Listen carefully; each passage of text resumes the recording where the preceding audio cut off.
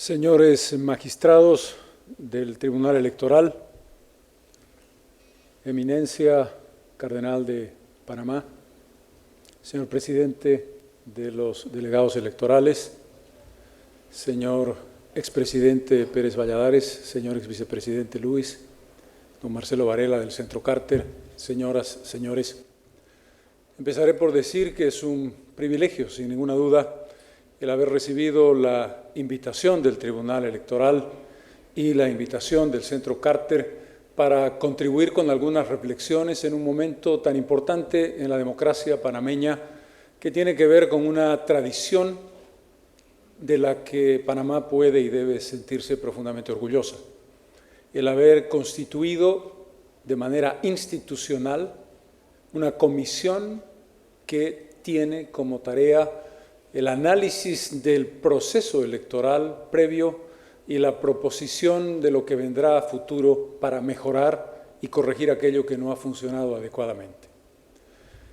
En ese contexto es que intentaré compartir con ustedes algunas ideas vinculadas a una palabra fundamental, que es la palabra integridad, y hacer un matrimonio entre esa palabra y la otra que es fundamental en la democracia: elecciones, integridad y elecciones.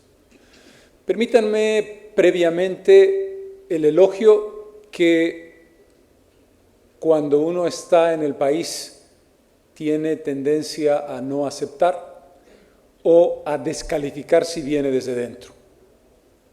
Hacer el elogio desde un país amigo como Bolivia de una democracia como la panameña podrá parecer, cuando hay tantos elementos de análisis autocrítico, excesivo, pero creo que no lo es.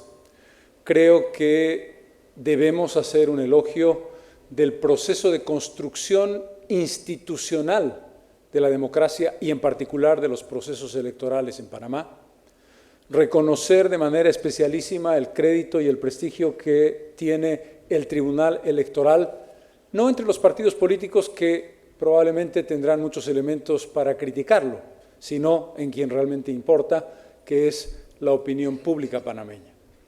El que el Tribunal Electoral sea una institución respetada es una afirmación de solidez institucional y un pilar básico que garantiza un futuro con esperanza positiva.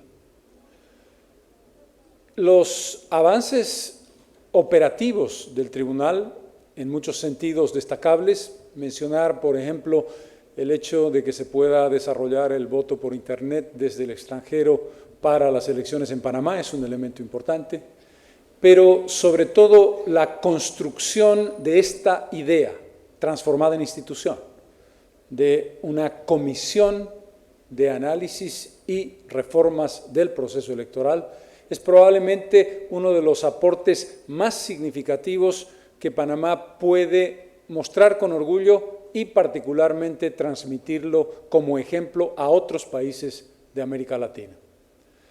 Una comisión que, aunque no tiene, por razones obvias, una naturaleza de carácter vinculante en sus decisiones, que dependerán de la aprobación o no de la Asamblea, evidentemente tiene una fuerza institucional tan grande que permite, como de hecho ocurrió en el pasado con alguna excepción, esperar que esos aportes en los que la sociedad en su conjunto discute estos temas sean tomados en consideración y se transformen en modificaciones reales y objetivas para Panamá.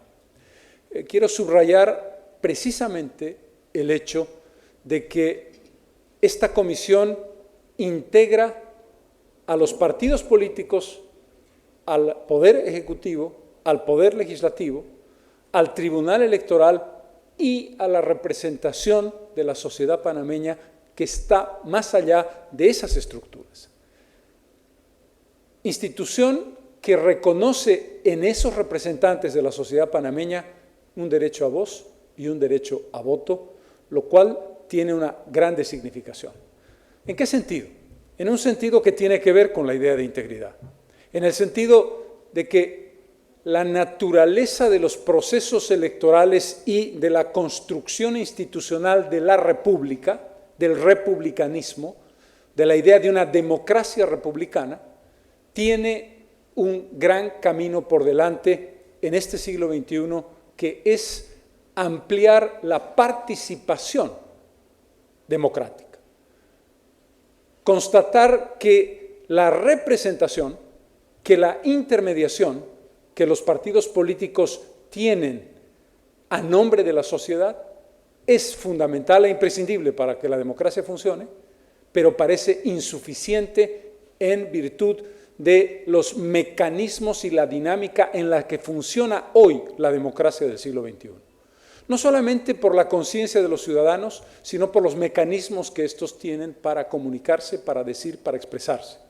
Las redes sociales, el desarrollo impresionante de una revolución tecnológica que ha transformado el mundo de hoy, tiene un impacto directo sobre el funcionamiento de nuestras democracias y, en consecuencia, los márgenes y los límites de la idea de lo republicano deben flexibilizarse, dinamizarse y ampliarse, y en ese contexto, una comisión como la que Panamá tiene es una muestra que podría transformarse en algo, sí, vinculante, como una institucionalidad que se acepte en una transformación eventual de la Constitución de este país o en una transformación eventual de los procesos constitucionales de América Latina. Creo que es clave entender que sin romper un milímetro la filosofía y los principios de la res pública, de la república como idea rectora de la construcción de lo democrático, es imperativo, no diré ya necesario, es imperativo que nuestros textos constitucionales, sin traicionar esa filosofía, sean capaces de incorporar mecanismos de participación que estén más allá de una lógica tradicional, probablemente decimonónica, que tuvo vigencia importante en el siglo XX, pero que en la segunda mitad del siglo XX y en el comienzo del siglo XXI comienza a plantearnos preguntas de fondo muy importantes. En ese contexto, la idea de integridad electoral tiene que ver con un salto cualitativo del hecho de votar hacia la calidad que ese voto represente en la sociedad que está votando. La idea de integridad electoral parte de una premisa que es el punto de partida de la reflexión. Un importantísimo trabajo realizado por Naciones Unidas, que fue presidido por el exsecretario general de esa organización, Kofi Annan, hizo precisamente una valoración de la realidad democrática mundial e incorporó esta palabra que es tan importante, integridad. La valoración indica que apenas algo más de una docena de países del mundo no tienen procesos electorales. Es decir, que la gran mayoría de los países del planeta se movilizan en su desarrollo político a través de procesos electorales. Está claro, sin embargo, que esa constatación, el camino hacia la democracia de la sociedad planetaria, no tiene un desarrollo común y equivalente. Y hay procesos históricos que tienen una tradición que permite afirmar la fortaleza de los mecanismos democráticos en algunas naciones, el camino hacia un perfeccionamiento en otras, el proceso de institucionalización todavía en desarrollo y el balbuceo hacia la democracia, lo que marca calificación distinta en unas regiones que en otras. La buena noticia, obviamente, es ese camino hacia el uso del instrumento electoral como un mecanismo imprescindible para construir el poder político y su legitimidad. En ese contexto, habría que decir que América Latina está en un estadio de desarrollo importante, alto, en términos generales, y que ha podido consolidar la regularidad de los procesos electorales y, en términos aceptables, el garantizar que esa regularidad tiene rasgos niveles de credibilidad significativos. Pero es indudable que ese mecanismo, que ese proceso, que esa realidad tiene muchísimos desafíos no cubiertos todavía. Y un elemento en el que quiero hacer énfasis, que es fundamental, tiene que ver con la categoría que le damos como sociedad al hecho electoral. El hecho electoral, que es sin duda el ejercicio más importante en democracia, no el único, no suficiente, pero sí imprescindible, debe entrar en la categoría de el desarrollo humano, en la categoría de las condiciones de vida, en la categoría de aquello que define el estado en que funciona una sociedad. ¿Qué quiero decir con esto? Cuando hacemos una valoración de, voy a utilizar la terminología que está en proceso de evolución, pero que vale hoy día, el índice de desarrollo humano de una sociedad, hacemos una serie de consideraciones. Pasamos de lo que fue una valoración estrictamente económica, de cifras, de Producto Interno Bruto, de ingreso per cápita, etcétera, a un elemento complementario, fundamental, que tenía que ver con derechos humanos, que tenía que ver con calidad de vida. Y allí hablábamos de educación, hablábamos de salud, hablábamos de oportunidad, hablábamos de igualdad, etcétera, que nos permitió un índice que calificara el grado de desarrollo de una sociedad determinada. La propuesta del informe al que hago referencia tiene que ver con el salto en la calificación del tema electoral. La calidad electoral de una sociedad debe incorporarse en un elemento, como un elemento imprescindible e inherente del conjunto de esos otros aspectos a los que he hecho referencia que permitan definir el grado de desarrollo humano de una determinada sociedad. No es solamente un problema de medición, no tiene que ver exclusivamente con el hecho de que tú digas, este es un indicador más, qué grado de transparencia, qué grado de integridad electoral tiene una sociedad, porque sería simplemente una cuestión de reformulación estadística subjetiva u objetiva. No, tiene que ver con el lugar, la importancia y la trascendencia que le damos al proceso electoral para entender que este es significativamente importante para garantizar la calidad de vida de la sociedad. ¿Por qué? Porque tiene que ver directamente con aquellas y aquellos a quienes elegimos para administrar nuestra sociedad, para administrar nuestros recursos, para decidir sus prioridades, para gestionarlas y para generar los resultados que estamos buscando. En otras palabras, todos aquellos indicadores que tienen que ver con educación, salud, oportunidad, igualdad de género, etcétera, dependen de esas personas que elegimos. Y en consecuencia, cómo las elegimos y los mecanismos que hacen posible su elección legítima y creíble son tanto o más importantes que la propia gestión que desarrollan. No habrá una legitimidad en la acción de administrar los asuntos de la res pública, de la cosa pública, si no garantizamos que quienes son elegidos realmente lo hayan sido a través de mecanismos adecuados. Este es el concepto, la filosofía fundamental de establecer una valoración, darle un grado cualitativo muy importante al nivel de integridad en un proceso electoral. Dicho esto, intentemos desentrañar brevemente el concepto, la palabra integridad. Lo que vale para una persona vale para el proceso electoral. ¿Quién es una persona íntegra?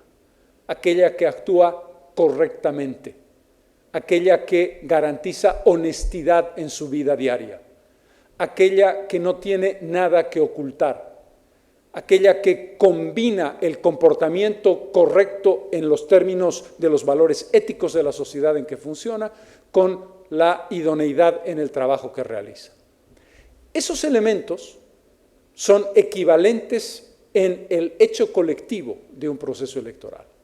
Un proceso electoral es íntegro, tiene integridad, para decirlo mejor, cuando cumple requisitos básicos que nos permiten garantizar un juez creíble, un administrador del proceso electoral independiente, en el contexto de una sociedad democrática que respeta la independencia y coordinación, pero fundamentalmente la independencia de los poderes del Estado, un juego democrático en el que ninguna fuerza tiene mayor influencia o ventaja o capacidad por el poder que ejerce sobre las demás, un proceso que es capaz de rendir cuentas y un proceso que tiene un balance y que tiene contrapesos que frenen los excesos del poder. Estos aspectos, que son definiciones genéricas de carácter conceptual, pueden medirse y pueden establecerse con mucha claridad en un proceso electoral y, para no entrar en la pura abstracción, pueden ser evaluados, por ejemplo, en el caso de la democracia panameña. En términos generales, varios de esos pasos han sido dados positivamente aquí y en el conjunto de América Latina. Pero es incuestionable que hay pasos que pueden haberse dado en la lógica de la ley, pero no en la práctica cotidiana. O hay pasos que todavía no se han incorporado en la lógica de la ley. Y algunos de ellos vale la pena subrayarlos porque probablemente son los elementos más sensibles a los que nos tenemos que enfrentar. El cardenal ha hecho una referencia a 3 momentos del proceso. El momento anterior a la elección, el momento en que se produce la elección y el momento posterior a la elección. En términos generales, habíamos apuntado en América Latina casi siempre nuestros reflectores al día de la elección, a la idea de si se podía hacer fraude en la manipulación del voto y por lo tanto traicionar la esencia de quien lo ha emitido. Y eso casi siempre, e incluso todavía hoy, sigue estando en el reflector principal de la preocupación de los medios y de la ciudadanía. El avance tecnológico, el avance de los árbitros y la garantía de su transparencia en términos generales, los mecanismos y los procedimientos han achicado de manera dramática, en el mejor de los sentidos, las posibilidades de manipulación del voto en el día de su emisión. El problema, muy bien lo subrayaba el cardenal, está en un largo antes. El antes en el que hay varios elementos que debemos definir. Un primer elemento que en este país está claramente marcado, positivamente marcado, es el financiamiento público de los partidos políticos a través de reglas proporcionales correctas y a través de adiciones que tengan que ver con los resultados más o menos exitosos que en el proceso electoral esos partidos tienen. El financiamiento público de los partidos es imprescindible porque es uno de los instrumentos que permite su funcionamiento y que limita relativamente el ingreso que los partidos necesitan para funcionar tanto durante las elecciones como durante el ejercicio político, estén en el gobierno o estén en la oposición. El manejo del financiamiento público tiene que ver con el financiamiento en sí mismo, con la forma en que se usa y con la rendición de cuentas de ese financiamiento, pero no ofrece mayores dificultades en la medida en que tú sabes la cifra que han recibido y por lo tanto es esa cifra sobre la que tienen que dar una rendición de cuentas claras. El segundo elemento, que es el más complejo, el más polémico, el más delicado, tiene que ver con el financiamiento privado. El financiamiento privado no tiene límites claros y en un extremo debe ser amplio y abierto, porque ese es un ejercicio democrático. En el otro extremo debe desaparecer porque da lugar a falta de transparencia, a falta de rendición clara de cuentas y a agujeros negros difícilmente discernibles. Una primera premisa es que parece imposible suponer que no puedes, o que digamos que puedes limitar o prohibir el financiamiento privado. Podría ocurrir si el financiamiento público fuera lo suficientemente amplio y lo suficiente para llevar adelante el trabajo de los partidos, pero podría marcar protestas o limitaciones de derechos democráticos, pero es parte de un debate legítimo. Es decir, desde la lógica de sí, por supuesto que tiene que haber financiamiento privado, hasta la lógica de no, el riesgo al que estamos enfrentando es tan grande que hay que eliminarlo. Sea cual fuere la definición, suponiendo que el financiamiento privado sea una parte necesaria y una parte aceptable de la forma de respaldar a los partidos políticos, lo que no puede aceptarse es semitransparencia. Es decir, o se es transparente o no se es transparente. No existen los medios caminos. Si un partido político recibe una X cantidad de dinero, no solamente debe conocerlo el Tribunal Electoral, sino que debe conocerlo el conjunto de la opinión pública. Y el conjunto de la opinión pública debe saber quién y cuánto. Y los partidos políticos deben tener la obligación, a través de una página web, de poner explícitamente quiénes y cuánto han dado a sus campañas.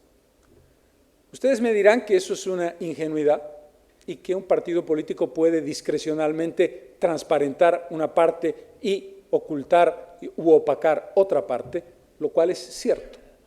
Pero desde un punto de vista de una reglamentación clara, si es imperativo el hacer transparente aquello que has recibido, y si tú tienes los instrumentos jurídicos lo suficientemente fuertes con una institucionalidad lo suficientemente clara, tendrás que jugar al riesgo, como partido político, de la posibilidad de que aquello que no fue transparentado se pueda convertir potencialmente, no solamente en un delito, que lo es, sino en la posibilidad de cuestionar todo tu actuar como partido político. Es decir, puede pensarse que es una ingenuidad, pero marca unos límites muy importantes e imprescindibles, sobre todo en una región, América Latina, en la que el crimen organizado está empezando a tomar un papel fundamental, lamentablemente, en la acción política, en la administración de la política, en la penetración de los procesos electorales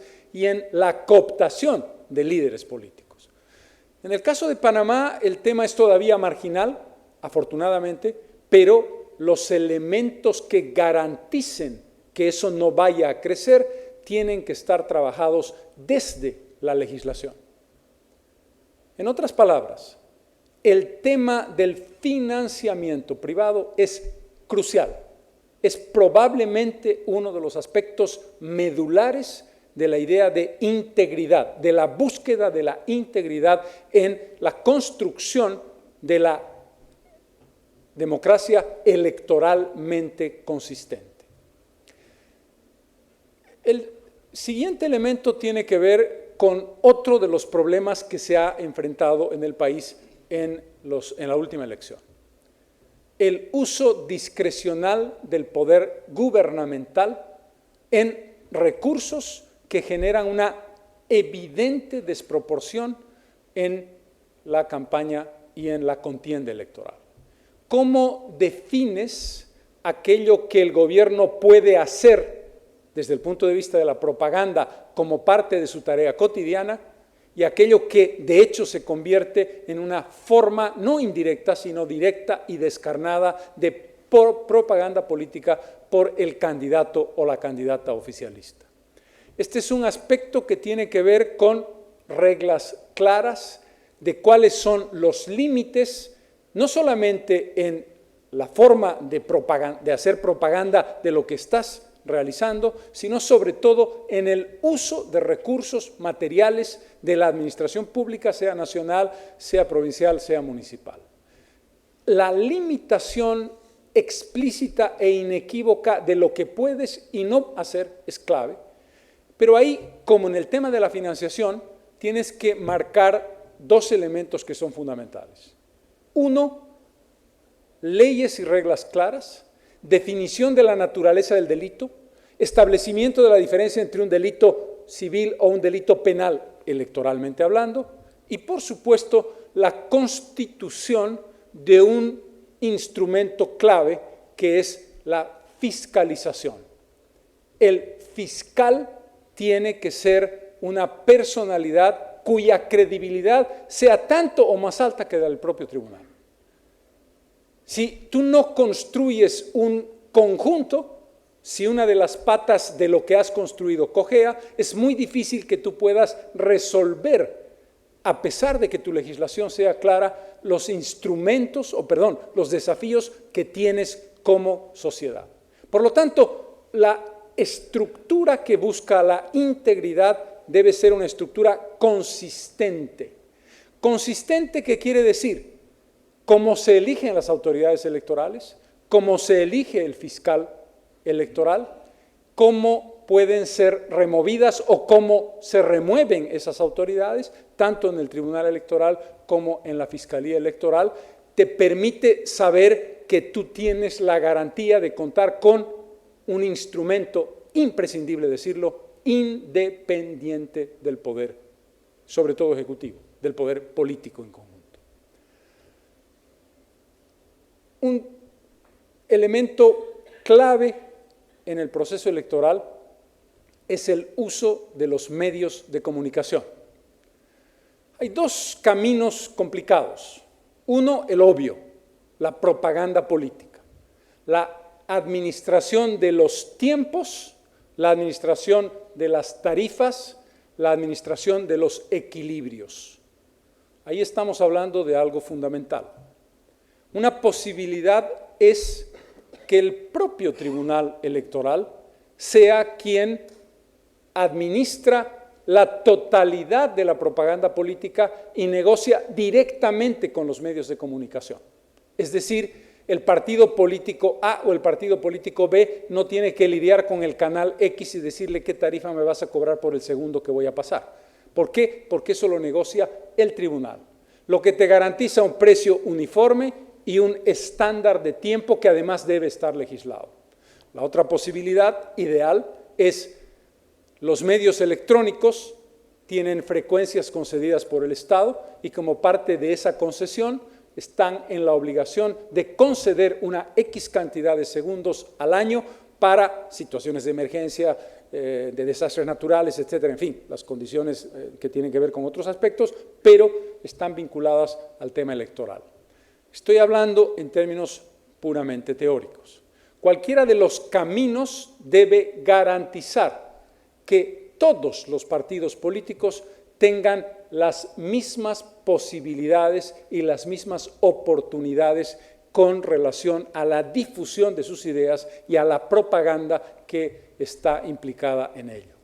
El segundo elemento tiene que ver, y esto es mucho más difícil de controlar, con la lógica de la noticia convertida en un mecanismo de propaganda. Es muy difícil que uno pueda establecer una limitación para decir, lo que usted está haciendo en una noticia sobre el candidato presidencial A es darle a él 3 o 4 minutos y cada vez que hay una participación del candidato B, usted o le da 10 segundos o simplemente ese señor o señora no aparecen nunca en las noticias. Este es un elemento dificilísimo, casi imposible de controlar, pero por lo menos en aquellos países en los que el Estado tiene una presencia importante en medios electrónicos, se puede establecer con un cierto nivel de equilibrio. No es el caso de Panamá, en el que los medios privados tienen un dominio absoluto sobre y comparativamente con los medios públicos, pero lo dejo allí planteado. Cierro con un concepto de equidad que tiene que ver con el criterio de género, con el criterio de jóvenes y con el criterio de indígenas. En el caso más evidente, que es el de las mujeres, ¿por qué más evidente? Porque a diferencia de los indígenas o a diferencia de los jóvenes, la estadística es muy clara. En términos generales, el 50% de la población son hombres y el 50% de la población son mujeres. En algún país 51 mujeres, 49 hombres, etc. Pero en términos generales estamos hablando de 50-50. Se ha polemizado mucho a propósito de la acción positiva, es decir, que tú fuerces a través de una legislación a que un porcentaje determinado de los candidatos y de todo el mecanismo de la elección garantice la presencia de mujeres en puestos electivos. Y la polémica parece tener sentido porque estarías distorsionando de algún modo los resultados o las oportunidades. Pero no lo tiene en la medida en que históricamente la política ha sido propiedad de los hombres. Y al haber sido históricamente propiedad de los hombres, ha sido diseñada, administrada y proyectada para la hegemonía masculina. Por esa razón, porque no estamos hablando de un año, ni dos, ni 10, sino de siglos, en nuestra opinión, en la mía en particular, tiene absoluto sentido, absoluta coherencia y absoluta consistencia el decir es imprescindible la acción positiva. Y es imprescindible la acción positiva sin matices, es decir, tenemos que llegar en el más corto tiempo posible a que, igual que la sociedad tiene 50% de hombres y 50% de mujeres, la política tenga cargos electivos en 50% de hombres y 50% de mujeres. La experiencia en la que me muevo yo, que es la experiencia de Bolivia, me permite decirles hoy que esa decisión de una acción positiva hacia el 50% de representación femenina hace que la Asamblea Plurinacional de Bolivia, que se va a posicionar el próximo 22 de enero, tenga 48% de mujeres parlamentarias. Es decir, del conjunto, del total de parlamentarios o asambleístas, 48% son mujeres, lo que está prácticamente representando exactamente la sociedad. La pregunta que se pudo haber hecho hace 5 o 10 años en Bolivia sobre ¿y por qué vas a darle lugar y espacio a mujeres que no tienen experiencia y que no tienen las condiciones adecuadas forzando una representación? Se responde muy fácilmente. ¿Es que los hombres que la tuvieron tenían calidades muy superiores o eran la luz en las tinieblas en el conjunto? Obviamente que no. Obviamente que tú construyes la masa crítica que luego se va a ir definiendo en sus propias condiciones y en sus propias capacidades en la experiencia. La acción positiva, en el caso de Bolivia, que ya tiene un 48% de mujeres parlamentarias, probablemente va a tener que sostenerse todavía algunos periodos más, hasta que por inercia la experiencia que esas mujeres que comienzan hoy la representación política se vaya constituyendo en una acción de experimentación que ya da resultados y que hace que una mujer parlamentaria tenga exactamente las mismas condiciones. ¿Por qué? Porque tiene las mismas oportunidades, que es el gran problema de la sociedad en general. No es un problema de mayores capacidades per se, sino mayores capacidades porque tuviste mejor nutrición, mejor educación y oportunidades de educación que la otra o el otro no tuvo. En ese contexto, el elemento vinculado a la igualdad de género tiene que acelerarse porque no hubo igualdad de oportunidades en política en el largo pasado. En el tema indígena, dado que la proporción en cada sociedad es distinta, la forma de encararlo tiene que responder a la realidad de cada país. Bolivia tiene un 40% de población que se autocalifica como indígena y en consecuencia la representación indígena tiene que estar en ese contexto. En nuestro país ese problema no es muy grande hoy porque de los 390 municipios que tenemos, por lo menos 100 o 120 tienen 90% de población indígena. En consecuencia, es casi automático que serán elegidos alcaldes o alcaldesas indígenas. El caso de Panamá o el caso de Canadá o el caso de Argentina es distinto y por lo tanto no doy recetas, pero planteo que debe trabajarse en la garantía de que las proporciones de representación de carácter geográfico y de carácter demográfico sean adecuadas en función de ese requerimiento. Y termino con el tema de los jóvenes, que es un gran desafío. Es un gran desafío, ¿por qué? Porque también estadísticamente y por la cuota demográfica en América Latina, por lo menos en estos años, son mayoría evidente, es decir, la población menor de 25 años de nuestros países es largamente más del 60% del total. En consecuencia, tiene que haber un camino de representación que permita que los jóvenes tengan una acción en política de la misma proporción que tienen demográficamente. ¿Eso qué quiere decir? Quiere decir, primero, que tenemos que reformular las preguntas sobre el límite mínimo de edad para ejercer cargos públicos, para empezar. Y segundo, romper esta lógica de que los jóvenes solo pueden tener una cuota a partir de que son jóvenes y que hay una juventud del partido. La juventud del partido es un eufemismo para decir, tú pegas carteles, tú me haces de secretario, tú trasladas tal cosa, tal otra. Es decir, no es un camino de formación y de reconocimiento. El concepto de juventud tiene que reformularse. La juventud no es un elemento que en sí mismo sea virtud o en sí mismo sea defecto, es una realidad. Y el reconocimiento de las potencialidades de los jóvenes debe ser aceptado en igualdad de condiciones que los adultos o los adultos mayores. Y en ese concepto hay que repensar dentro de los partidos políticos, dentro de nuestra estructura organizacional, qué papel tienen los jóvenes, pero no como jóvenes que tienen una característica de inferioridad por falta de experiencia con relación a quienes tienen 30 o 40 o 50 años. Creo que este es un elemento sobre el que hay que trabajar también de manera muy intensa. Termino planteando, simplemente como recuento de lo dicho, cuál es la importancia de la idea de integridad electoral. Este concepto perfectamente aplicable entre comportamiento individual y comportamiento colectivo. Termino diciendo que eso obliga a América Latina a limitar el desmesurado poder presidencial de nuestro sistema republicano. Termino indicando que no habrá integridad electoral si no hay genuina independencia de poderes. Y solo la lograremos en la medida en que la institución esté por encima de la persona.